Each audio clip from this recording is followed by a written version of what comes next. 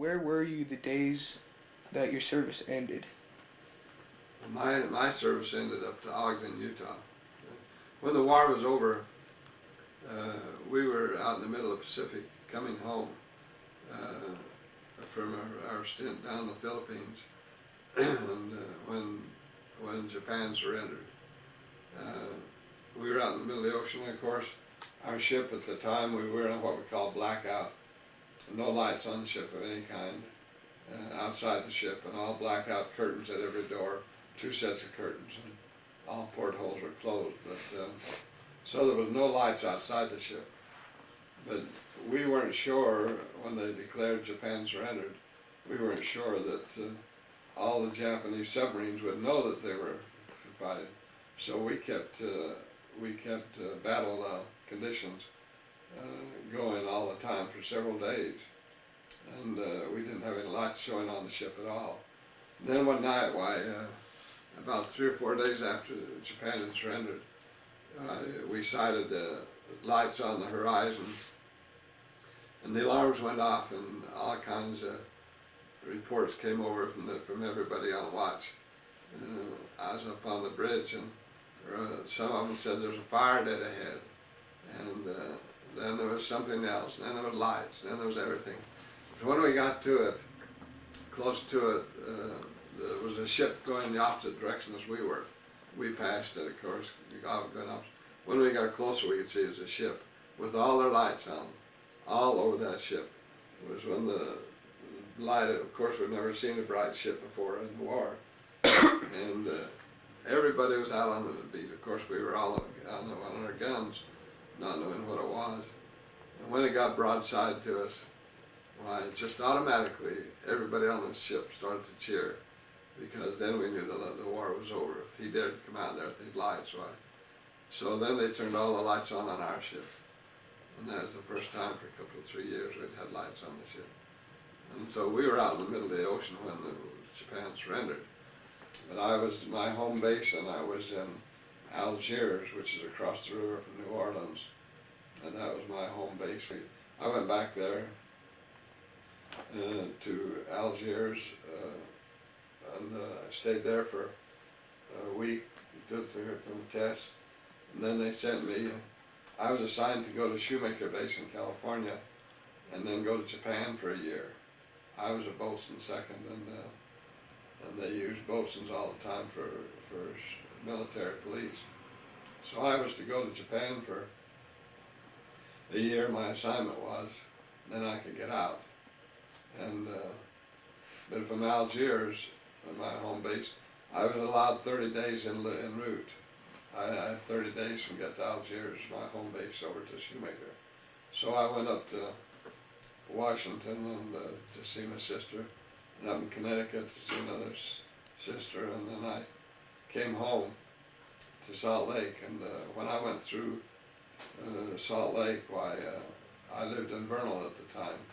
When I went through Salt Lake, I decided to go in the Navy and see if they would, Navy office, and ask for an immediate discharge because I needed to get out. I wanted to get out. The war was over, and I saw no reason to stay. I went in and filled out an application to get an immediate discharge. And the guy said, well, he said, I might cut a month off your year in Japan. You might get a month already. So I went home and spent the 2 or 3 weeks at home in Vernal. And then I came back out to report for duty, all ready to go to Japan. And so I walked in the Navy office, told him who it was reporting for duty, and he looked at me a minute and shook his head, and he said, go on down to room such and such. And then he looked at me and he shook his head and he said, who do you know in Washington? And I said, I don't know anybody in Washington. Go on down to room such and such. So I went down that room, and he said, I cannot believe this. He said, I don't believe it, but he said, I've got your orders here. He said, go on up to Ogden, to Clearfield Base, up there in the Naval Base up in Ogden. And he says, they'll let you out tomorrow. So that's how I got out. Where did you work after the war? After the war, I went to work on the ranch. My father had a ranch up there, and I went to work on that. Did you make any close friendships while in service? Oh yes, you make a lot of close friends. Actually, in fact, when 3 or 4 years ago, I had a very good friend who was a Sioux Indian, Don Parrish. He was a full-blooded Sioux Indian, one of the nicest guys I've met. He and I were together for a couple of years, and after a few years ago, he was from Sault Ste. Marie, Michigan, and so a couple of years ago, I went back to see him. A few years ago, I drove back, and I had never kept contact with him, but I thought he would still be in Sault Ste. Marie, Michigan, so I went back there and spent a couple of days and found him. We had a good time together. Okay. What did you go to do as a career after the war? What? What was your career after the war?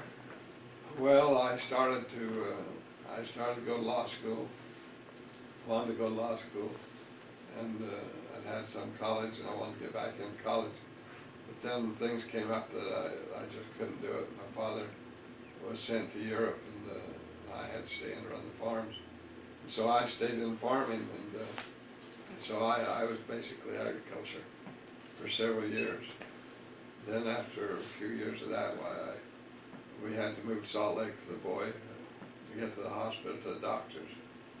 And I got into the real estate business and other interests other than that. Did you know anybody that died? That died in the war? Yeah. No, that was the beauty of the Navy. You didn't get out where you could. If we'd been killed, well, it'd probably been all of us on the ship, but we didn't ever get into the hand-to-hand fighting. And, no. Well, I knew a lot of people that got killed, yes.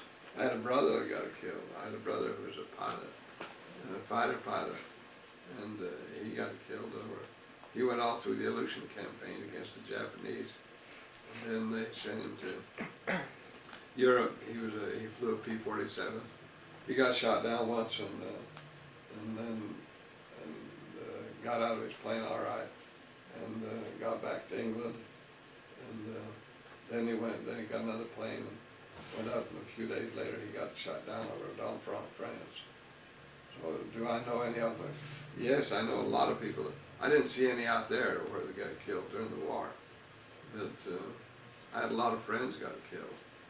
There was one group of about 16 of us worked that used to be together in an organization, and before I went in, and out of that 16, 7 of them died in the service. 7 of the 16. So there was a lot of them. Do you attend reunions for veterans? Veterans? No, I've never attended a veterans reunion. Okay. Wait, how did your service and experience affect your life? Last one. Oh, I don't know. It was interesting. It gave me a lot of respect for the American people. During the Second World War, it was, as I said before, it was a total war. Everybody was involved with it, not just the men in the service. The people at home did their fair share. I remember my mother used to save fat, and any kind of fat, and they would gather that up and send it in to be made explosives. They couldn't get tires, they couldn't get gasoline. They were restricted to very low mileage, just a few miles on their car each week. And so, in fact, my father stayed home and ran his farm, and he had a lot harder time than I did out in the service. In fact, he became, almost wore himself to death. A lot of people that stayed home worked hard. So the big thing about it was everybody was behind it.